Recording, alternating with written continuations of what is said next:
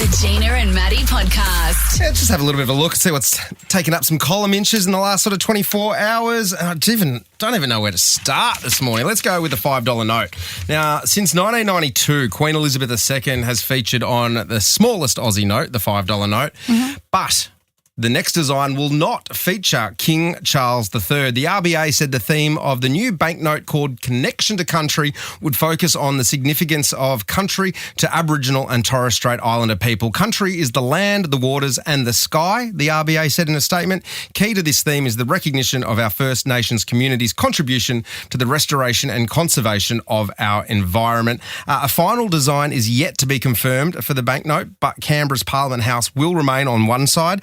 Circulation for the new banknote is expected to begin in several years. Can't argue with that. I wonder, will it be like blue and like with the sky, and will it be I'd imagine it'd stay the same colour. Is it purple? What colour is the pinky purple. Yeah, so I'd imagine it would stay the same colour, the note, because you got the blue $10 note. Yeah. I wonder if you got the first one, it's going to be worth a lot. Hey, if you get the very, very first one. $5. Where else should we go? Let's have a look at, Sam Pang is the latest TV star to have a crack at a late night talk show last night. I don't know if did you see it? I saw what people were saying about it, and I love him. I'm a fan of his. I think he's really funny, but it didn't get great reviews, did he? Fans have labelled the first episode of his new talk show as awkward and stiff. Many baffled with the decision to have movie icon Jack Thompson as his first guest. Now, we're very quick to chop down people in this country, but Jack Thompson is a weird one for Channel 10. Yes. Whose demographic, is 18 to 39. Yeah, no one would ever know who CJ, do you know who Jack Thompson is? No. There you go. Perfect example. Feeling the awkwardness, that is hashtag Sam Pang tonight, one person said. Someone else said, I don't understand why they've started with this old bloke for the first episode of the show. Look, Jack Thompson is a legend, right? There's no disrespect to Jack, and I think there's a little bit there, but I think they have a point in why he was the first guest. He looks nervous and he looks like he's pushing himself hard. Another person said, Sam is not a host, insisted another viewer. He's the wisecracking third banana. Jack Thompson, seriously, who does he think his target audience is? The elderly. This gets worse by the second, unbearable. I think a lot of that is unfair, and that's just like people lining him up just to have a crack, and I think that's what X or Twitter is, just a bit of a... Who would be, like, if you were Sam Pang, or if you were a producer on that show, what would be your list, your ultimate list for the first show of guests? Like if it's Graham Norton kind of a show. Well, the first guest you would try and go for is maybe like a Chris Hemsworth or maybe a Chapel Roan. See if you can lock her down. Maybe Sabrina Carpenter. Kylie Minogue. Yeah, maybe. Oh, yeah, she's getting, she's my age. She's getting old.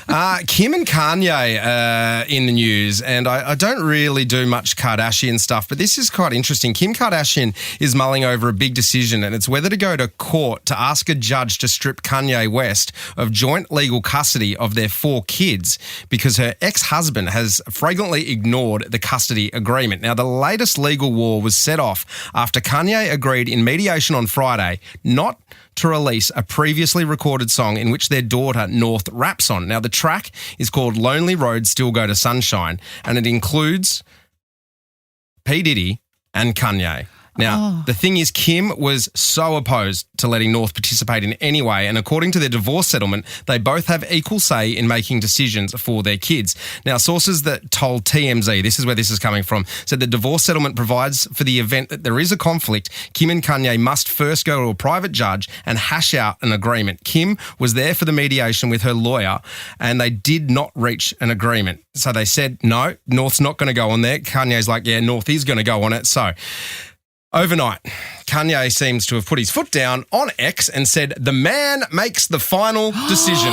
No, he did not. So he's moved on from anti-Semitism into misogyny. The man makes the final decision. So here's what Kim is weighing up. Kanye rarely sees the kids, so physical custody is not an issue.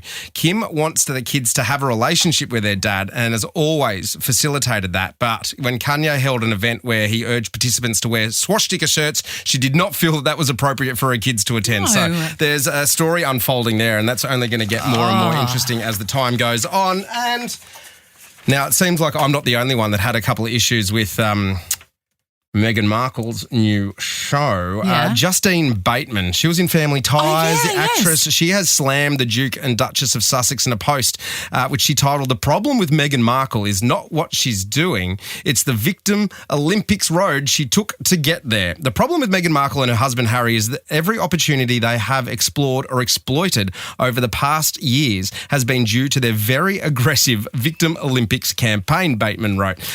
She said that there's an immense difference in acting the way they did 2 years ago and doing it now, years after they left the UK and stepped down as working royal members. It's 2025 and no one wants to see victims anymore, she wrote. No one wants to watch someone play act at something they didn't earn. Burn. No one wants to go along with another's narrative anymore. Meghan and Harry have the luck of societal timing with their cries of abuse at the hands of others. 20 to 24 was truly the Victim Olympics era. Now, she has not held back at all. The book deal was not because Harry is an incredible writer. The Spotify deal is not because either of them are beautiful orators or fascinating interviewers. And the Netflix deal was not because they are notable showrunners or producers. These were simply the spoils of them crying out to anyone who would listen about the injuries they had sustained. And just goes on. It is absolutely harsh. brutal. It's longer than I could actually sit through Yeah. Meghan's show for. It is. Why doesn't she just act again? That's where she comes from, be an actor again. Gina and Maddie. It is our favourite time of the week where we chat to the one and only Trevor Long from EFTM.com, or you might have bumped into him in the pits and around the place at the Formula One on the weekend. You probably didn't, because I think, Trevor, you had the most exclusive pass of anyone rolling around. I'm going to let you in on a little secret. I did have pretty exclusive access, but for both qualifying and the race, I went back to my hotel. Oh, did you? It's easier to watch There's it. no better way to watch Formula One than on the TV. Oh, I'm sorry. really? Yeah, I was in a corporate suite on Sunday, and there were so many influencers. I was going to use another word before that, but there were so many influencers and stuff standing in front of the televisions and talking. I'm like, shut up! I'm trying to watch the race. I left. Is that what Drive to Survive has done to Formula One? Yes, Yeah. It is just influencers taking photos. It's almost embarrassing, but hey, big crowds and a almost great race. Did it live up to your expectation, being down there and getting amongst it all, Trev? Yeah, it's always great to be in the vibe of it all and hear it and take it all in, but just a bit disappointing that we didn't get the Aussie result we might have wanted, but still, good to see the Aussies trying hard. Yeah, I saw, because a lot of people, work in the industry, a lot of people were in the exclusive parts in my story, but then I did see what the general admission kind of looked like, and it was like, they're the real fans, and I was like, oh, these poor people, like, you have to get there super early, and they were pulling picnic tables up to be able to see, and they still couldn't see. It's not, like you said, Sunday I guess... was horrible because it's muddy and disgusting, and I left 20 minutes before the race. After the race, it would have been disgracefully muddy with 100,000 people walking through. So, look, but sometimes it's one of those things you've got to do once. You've got to go. If you're even half a fan, you've got to go and enjoy it to take it all in. All right, let's talk tech. Let's talk tech, Trev. Yeah, let's talk tech. I am really super interested in this thing, Trev. Telstra's new scam call technology. Can you tell us all about that? Yeah, so basically for years, a couple of years now, the big telcos, all three of them, have been blocking calls they know are scams. But then there's this fringe set of calls that are almost guaranteed to be a scam. They're likely to be a scam, but they can't block them because they just don't know for sure. So what Telstra's doing is they're essentially giving those calls a caller ID. So instead of your phone showing the phone number, which might be a number in Queensland, it might be a mobile number, they're giving it a caller ID with a warning emoji and then the words warning, potential fraud, or warning, suspicious calling pattern, or warning, unverified overseas call. Now, if you're waiting for a call from Kazakhstan for your business, then you might take that call. Yeah. But the rest of us are going to go, I'm out. Yeah. That is so good. It's a really, really cool way of them just going, you know what?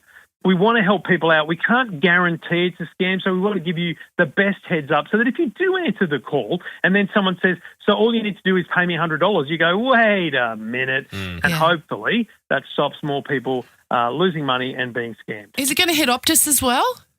Yeah, I think the telcos are all following each other pretty closely in this space. So hopefully Optus and Vodafone and others follow, because it's just nice to get that warning. I mean, I want it all blocked, and I'm the kind of person that just won't answer an unknown number. And also landlines. I don't.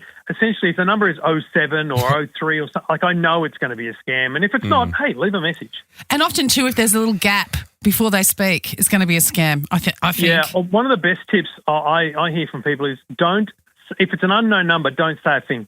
Yeah. So when you answer the phone, don't say hello, because what you're doing is you're validating you're a real person, and then their computer system will transfer you to the scammer. Whereas if you say nothing, their computer's going to go, there's no one there, and hang up. So another little strategy for you. I made the mistake yesterday, though, of not answering a number that I didn't recognise, and it was my daughter calling from a payphone because her Garmin Bounce had died. No. So she couldn't voice message me. And then it rang back again. So when it rings twice, then I'll pick it up. And she's like, why didn't you answer? I'll give you another tip. Yeah. Payphones have a specific number. Oh, do they? So if there is a payphone near the kid's school or train station or something, go there, ring your phone. Remember, payphones are free. Yeah. And save that number as train station payphone. God. That is great advice. Jeez, I tell you what, the invoice is going to be big from Trevor today with all this advice. Double the normal rate. Mate, just quickly, I know everyone listening has a spare $250,000 to blow on a car. What would they spend it on, mate? The Mercedes-Benz G-Wagon all-electric. You know why? Because if you take it to a dirt pad, you can press a button and it will turn itself on a dime. So I'm not talking a tight turning circle. Mm-hmm. I'm talking literally spin in place. There's a video of it at EFTM.com. Trust me, it's wild. It is the very capable off-road vehicle. I don't know why you would take a $250,000 car anywhere near dirt, but if you're a show-off, the Mercedes-Benz G-Wagon is the car for you. I know exactly what I'm doing. As soon as I press play on the traffic update, I'm going straight to EFTM.com to check that out. Trev, have a fantastic week, mate, and we'll chat to you again next time. Pleasure. Talk to you then. See you, buddy. Bye. Gina and Maddie. Maddie Baseley. You know how I'm very new to Facebook Marketplace. When we first bought our house, I had to sell a lot of our stuff because it didn't fit in our new house and it was old and stuff, and I wanted new stuff for the new house. So we learned how to sell. Boy. Because you were just a stalker before that. You used to like looking at it. Kind of. I wasn't even into it that much, really. You know, I didn't. And yes, I'd look at it, but I remember I said to you, how do I upload a photo? I had no idea how to do it. Well, now I feel like I'm a professional. So, but the thing is, I will only really go about a 2-kilometre radius from where we live. I don't want to go too far. Yep. Found something last night. Rod had to go to Chatswood. And you didn't? Nah. Why? Too far. Not even to keep him company in the car? No, okay. I was going to, but then he stopped at a Turramurra Music. And like I said to you earlier in the show, it's so boring for me to go to Turramurra Music because that's a music shop. And that's like me taking him to a shoe shop for 2 hours and he just got to sit there and wait for me. So I said, now you're going, it's all fine. Yeah. So he came home a little bit. That's 25 years of marriage, ladies and gentlemen. Yeah, he's a little bit cut and everything. Yeah. My hands are bleeding a little bit. It was hard. It was very big. But I was talking to my bestie last night and she said, did you get it? And I said, yes. I sent her a photo and she said, you've had quite a bit of Facebook Marketplace success. I've had a lot of losses as well, like bad. Like I bought a big black shag rag. Oh, okay. Shag rug. Sure where that was going for a second. That was stinky and old and that was a fail. And we tried to buy a black shag rug. I thought it was just like going to be a charcoal normal like rug, maybe the size of this room. And I said handy Rod for it. Not very big, okay. like maybe 2x2 or something. Yeah. Anyway, I put my arms out to explain, and I sent Rod up for that one too. And he went, "Geez, that was $100, and that's terrible." I said, "Why did you pay for it?" Then he said, "Because you told me to." Then he brought it back, and we had to throw it. So that was a fail. I've had a few fails. I have had a few wins for the new house. Now I told you about our dining table, which is cut in to fit our kitchen. Now that's amazing. Can I have a look? And it's solid wood. We had a fail at first when we tried to get that because it wasn't even wood that they said it was on Facebook Marketplace. Oh, so it's cut around like the kitchen bench. Yeah, it's like a 2.7 metre table. That's about 1.2 quite as big wide. as this room. That's right. Yeah. It's a pretty big table. So my dad, who's a builder, and our builder, Ryan, who's Ryan Plaza, awesome human. Oh, there we go. You got that for free now. They cut it in to fit. And then I got the legs. See the black legs underneath? See, I like the black legs with the wood. That's How really good is nice. it? And they are from Bunnings. Those legs were like $80. Now the kitchen cupboard is getting changed. We're painting that. It's not going to stay that colour. But that was a massive win. That was $700. Oh, holy moly. And it came with 8 chairs that I sold for $150 on the same day. So it was $550. $550 has my maths, yes. So that's incredible. That to buy, if we had bought that was going to be probably, for real, $3,000 or something. We need a new dining table. And $3,000, you reckon, for a decent real dining solid, table? massive, big one. Yeah, or you can go to Fantastic, or you can go on Facebook Marketplace like I did. Now, some more wins. Bedside drawers to match my built-in wardrobe. You know how to perfectly built-in wardrobe? Yeah. Like it turned a whole bedroom into it. These were on Facebook Marketplace in the person's spare room and never used. And gold handle? We changed the handles to gold. Mm-hmm. That was a win and they look amazing in our bedroom. Have you got gold trim other stuff? Is that right? Yeah. Now, here's my biggest win of all. And I got a coffee table for outside and that matches our outdoor furniture for $50. Bargain. That was and it's a high coffee table so you can eat your dinner at it as well as have a coffee. This is my big win. So now what I've been looking for our house, because our house is not massive. We didn't want a big house because Jackie's hardly there anymore, but it needed to look bigger. So I wanted mirrors like these. These are from Temple & Webster. They're $579 each. Mm-hmm. That's what I wanted to get. But I'm like, that's over $1,000. Then you got to get them delivered. Now is that I'm trying to work out for scale. That looks quite large. Yeah, it's 180 by 90. So a door, essentially. Bigger. Quite a door. Yes, yeah. So like rod's height. Yeah, and he's not quite that wide. So I need 2 of those for opposite our kitchen. Oh, Facebook Marketplace. Hello. So Rod went down to Chatswood, keeping in mind how big these are. Yeah, so what vehicle did he take? Well, we have a touring car, so we have a Kia Carnival. Yeah, gotcha. But he said it took him about 10 goes to get it in, and a little old lady helped him out. He felt really bad about it. But meanwhile, G's at home just eating chocolate, watching maths. Going, where's Rod? I know, he's late. Taking him a while. It's taking him too long. These, which I like even more, Facebook Marketplace, they're similar to the ones from Temple & Webster.